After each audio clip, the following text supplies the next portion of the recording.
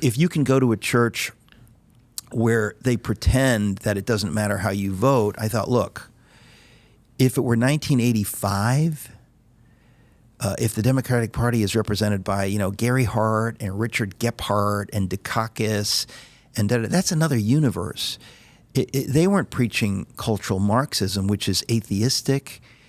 That we were agreeing on. I mean, if it's 1960 and JFK is, he believes that we should love our country and we should. I mean, you have to determine where you are, and so what I often talk about is if you were alive in 1860.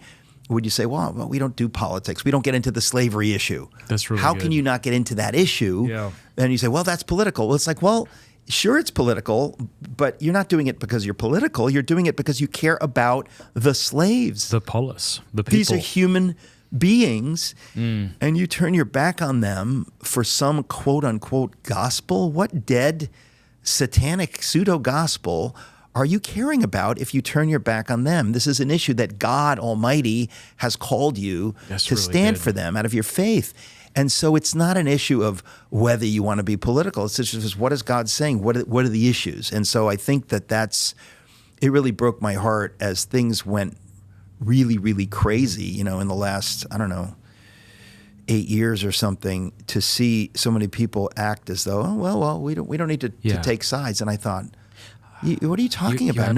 You're not picking a savior or a pastor, but you have an obligation as a citizen to take a stand here. So if you don't stand with this imperfect soul, hoping that they might do the right thing, then you're inadvertently promoting this imperfect soul who is very dedicated to doing the wrong thing, at least on many issues. And so I think that the example of the overturn of Roe v. Wade, I mean, I have to say, I'd never dreamt in my lifetime that we would be able to overturn Roe v. Wade any more than as a kid I ever dreamt the Soviet Union would cease to exist. I just thought these things are givens, never going to change. And by the grace of God, through the courageous leadership of Ronald Reagan in one case and Donald Trump in another case, really courageous leadership that led to the dissolution of the Soviet Union, this monolith, totalitarian monolith, gone. And Roe v. Wade, gone. And I remember when Trump was talking about, I'm going to appoint justices to overturn Roe v. Wade. I thought George W. Bush never would have dreamt of saying that. I mean, even though maybe he secretly hoped or whatever, but there was a level of boldness. And I thought you can fault any politician for any number of things. But I thought, wow. This is, and it's interesting too, because even if it were cynical, even if it were to do, I'm going to say this because there are all these Christians, faithful Catholics and serious evangelicals. This is really important to them. So I'm going to say this to get their vote, or I'm going to even do this to get their vote. That's what politicians are supposed to do. They're elected by we the people to do our will. It is our will, not their will, right? So we elect you to do what we want you to do. And so, but the fact that we're sitting here on the other side of Roe v. Wade, I can hardly believe it. But there were many, many, many Christians really who had, been hanging out in these cultural elite circles. They thought, I don't want to be, I don't want to be tagged as one of those, Neanderthal, Catholics or fundamentalist Christians or whatever that I'm more sophisticated than that, and that I think was inadvertently what happened with the Tim Keller's tribe. There were a lot of people in that world, David Brooks or David French or Russell Moore, or who's the head of Christianity Today, which has gone to the dark side, or Francis Collins, who is the head of National Institutes of Health. These were all, these culturally elite Christians who I was thrilled to call friends or whatever, but they all drifted in a direction that I think some of them were seriously complicit with evil. Some of them are today. And so I had Francis Collins speak at Socrates in the City, I guess it was like January 2009 or Christmas 2008. And I would never, ever, ever do that today. Even in my book, Is Atheism Dead?, I cite him as a scientist who's a Christian, whatever. And shortly after the book was published, I realized he has dramatically abdicated, his role as any kind of Christian leader.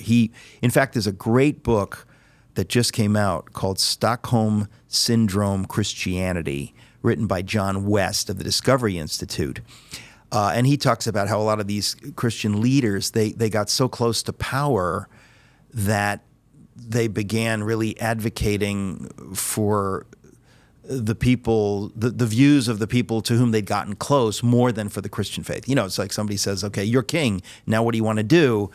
And by the time you get to be king, you're like, well, I'm just going to do what the other king did because I've lost any clarity on what's right or wrong or whatever. And so a lot of those folks that I would have, not long ago said they're my friends, I've had to really push away from them, which is grievous because you hate to lose friends or whatever. But a lot of them have pretended that you can be apolitical in all circumstances. And I think, again, on the issue of slavery, there's certain times when the church being the church, it's going to be political, or the people who don't like what you stand for are going to call you political. No, I like that. It almost feels gaslighting. I don't think it is. Oh, well, no, I think whether it's intentional or unintentional, it's the same effect as gaslighting. It has the effect, I would say that. Well, but it goes further than that, because they actually say, I'll give you an example, is like I mentioned David French and Russell Moore. Russell Moore is the head of Christianity Today. That they came out with a curriculum for, evangelical churches or something about how to deal with politics. And the ostensible message was, we need to be above the fray. We need to be unpolitical, apolitical, right? Yeah. But it was clearly skewing left on everything. In other words, it was kind of like, if you don't want to be political, in other words, really what they were saying without saying is that you don't want to be like those, jug-headed, harsh right wing. You don't want to be like that. That's political. You want to be here with the sophisticated people. Be sure to download Truthly. Truthly is like ChatGPT, went to OCIA, got baptized, and now is on a mission to evangelize the world. Check it out, truthly.ai. But the sophisticated people are advocating for demonic things, for terrible things, but they kind of make it seem nice, and you're being loving by not opposing them. Yeah. Whereas I think a Christian would say, no, I'm being loving by opposing them. Yeah. And I can oppose them lovingly, but I have an obligation to oppose them because lives are dependent on what I say or do. And voting, of course, is just one thing. But if I have an ability to advocate in the public square, it affects people. And I think of all the people whose lives are destroyed because of Christians who said, well, that's not my job to get involved. And I think, well, no, of course it's your job. Just as it was the job of German Christians to stand against the Nazis for the sake of not just the Jews, but for so many millions. It was your job.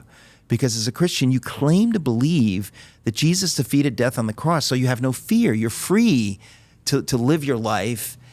Again, I think that's why I wrote Letter to the American Church and the sequel, Religionless Christianity, because I saw so much of this happening in our time, that lie was being promulgated again, that, just preach the gospel. Actually, there's a story in Religionless Christianity. I don't know if I tell this story in my Bonhoeffer book, but it's definitely in Religionless Christianity, where there was a pastor, a great man, Martin Niemöller, who, long story short, he was fooled by Hitler, and he was a great pastor, but he was one of those who was fooled, just like many great men have been fooled today. They're not inherently evil or desiring to be fooled. They've just been fooled. But, he was fooled by Hitler, and he gets a meeting with Hitler finally in early 1934 to sort of hope that he can have a dialogue and say, mein Führer, like, what's going on? What is your administration doing to the churches and to the things going on? And And in the meeting,